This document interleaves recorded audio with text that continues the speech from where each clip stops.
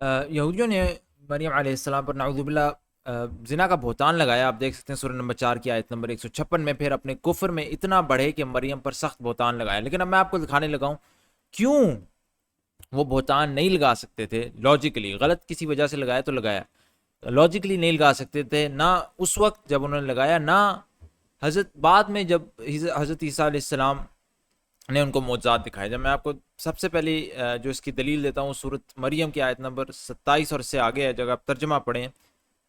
اب حضرت عیسیٰ علیہ السلام کو لیے ہوئے وہ اپنی قوم کے پاس آئیں. وہ سب کہنے لگے مریم تو نے بڑی بری حرکت کی ہے, اے ہارون کی بہن, نہ تو تیرا باپ برا آدمی تھا نہ تیری ماں بدکار تھی.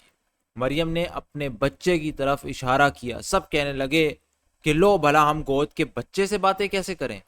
بچہ بول اٹھا کہ میں اللہ کا بندہ ہوں, اس نے مجھے کتاب عطا فرمائی, مجھے اپنا پیغمبر بنایا, اور اس نے مجھے بابرکت کیا ہے جہاں بھی میں ہوں, اور اس نے مجھے نماز اور زکوٰۃ کا حکم دیا جب تک بھی میں زندہ رہوں, اور اس نے مجھے اپنی والدہ کا خدمت گزار بنایا ہے, اور مجھے سرکش اور بدبخت نہیں کیا, اور مجھ پر میری پیدائش کے دن اور میری موت کے دن اور جس دن میں دوبارہ زندہ کھڑا کیا جاؤں گا سلام ہی سلام ہے. یہ ہے صحیح واقعہ عیسیٰ بن مریم علیہ السلام کا. آپ دیکھیں ان کے سامنے تو یہ واقعہ تھا, ایک بچہ. دیکھیں اگر وہ ویسے خود کہتی کہ میں نے نہیں کیا زنا, شاید کوئی نہ مانتا, لیکن بچہ گود میں بول پڑا, اور یہ بول پڑا, اتنا بڑا معجزہ ہو گیا ان کے سامنے کہ اس نے کہا میں پیغمبر ہوں. اب جب اتنا بڑا معجزہ ہو گیا اور وہ پیغمبر ہے, تو یہ پیغمبر پر وہ کیسے ایک بہتان لگا سکتے ہیں کہ تو ولد الزنا ہے, نعوذ باللہ.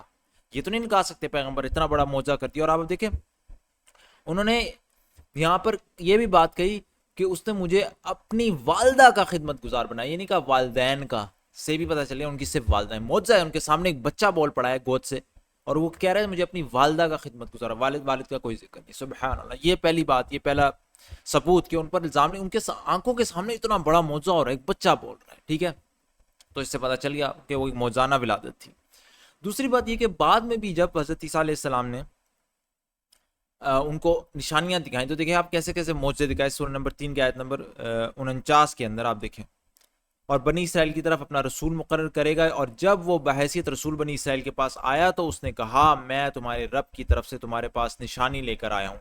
میں تمہارے سامنے مٹی سے پرندے کی صورت کا ایک مجسمہ بناتا ہوں اور اس میں پھونک مارتا ہوں, وہ اللہ کے حکم سے پرندہ بن جاتا ہے. میں اللہ کے حکم سے مادر ذات اندھے اور کوڑی کو اچھا کرتا ہوں اور مردے کو زندہ کرتا ہوں. میں تمہیں بتاتا ہوں کہ تم کیا کھاتے ہو اور کیا اپنے گھروں میں ذخیرہ کر کے رکھتے ہو, اس میں تمہارے لیے کافی نشانی ہے اگر تم ایمان لانے والے. اب ان کے سامنے امیجن کریں کہ مردہ زندہ کر, ساری نشانیاں ان کے سامنے رکھ دی, ثابت کر دیا کہ وہ ایک ایکسٹرا آرڈنری انسان ہے, وہ کوئی عام انسان نہیں, وہ اللہ کے پیغمبر ہیں, اپنی نشانیاں رکھتے ہیں. تو اسی وجہ سے وہ مریم علیہ السلام پر الزام نہیں لگا سکتے تھے کہ وہ نعوذ باللہ انہوں نے زنا کیا.